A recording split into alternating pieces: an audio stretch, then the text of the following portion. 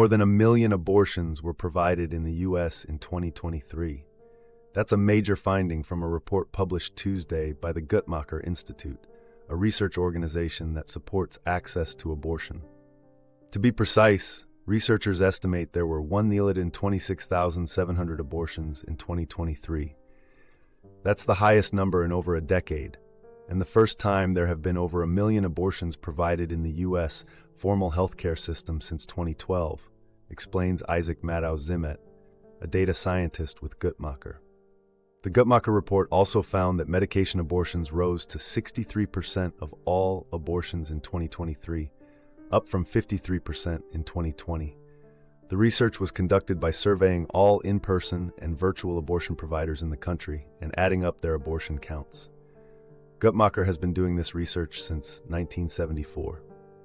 The findings do not surprise Dr. Anitra Beasley, an OB/GYN and professor at Baylor College of Medicine in Houston, who was not involved in the study. She says the trend was suggested by earlier research, and in fact, she thinks the true number is even higher than what was measured in the report. This is probably an undercount because they are not looking at abortions that happen outside of the formal healthcare system, she explains.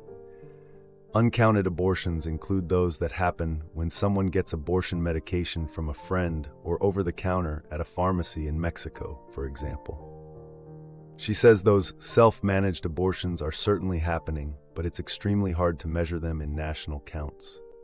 The fact that the number of abortions continues to rise may be counterintuitive, given the fact that the U.S. Supreme Court overturned Roe v. Wade in 2022.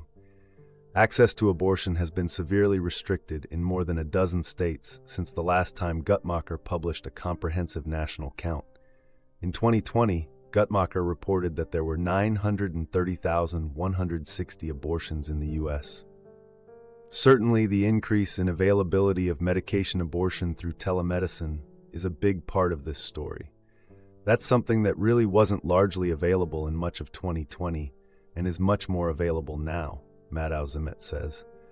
But we also saw increases in the proportion of abortions provided through medication abortion at brick-and-mortar facilities as well.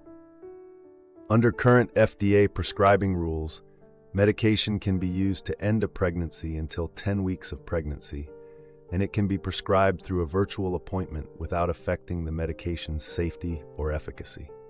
Those rules are the focus of another Supreme Court case scheduled to be argued next week. A group of anti-abortion rights plaintiffs will argue that FDA incorrectly decided to simplify access to mifepristone, one of 2 medicines used in medication abortions. The High Court's decision, expected this summer, could upend access to mifepristone for abortion and miscarriage care. We don't know what the Supreme Court will decide, and we don't know exactly what the impact will be, except that it will create potentially more of that confusion and difficulty for people both providing care and needing to access care, Madow-Zimet says.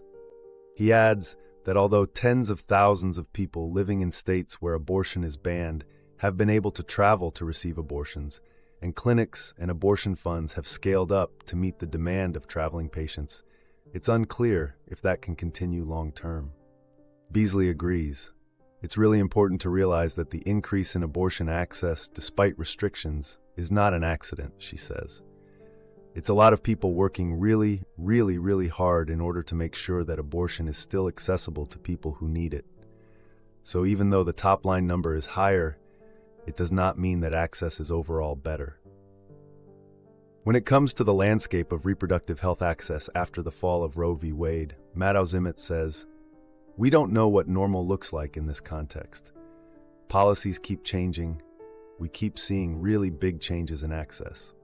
And this is what pro-choice looks like. Women and the mass deletion of children, millions unalived. How sick is this? And they hide this madness under women's health."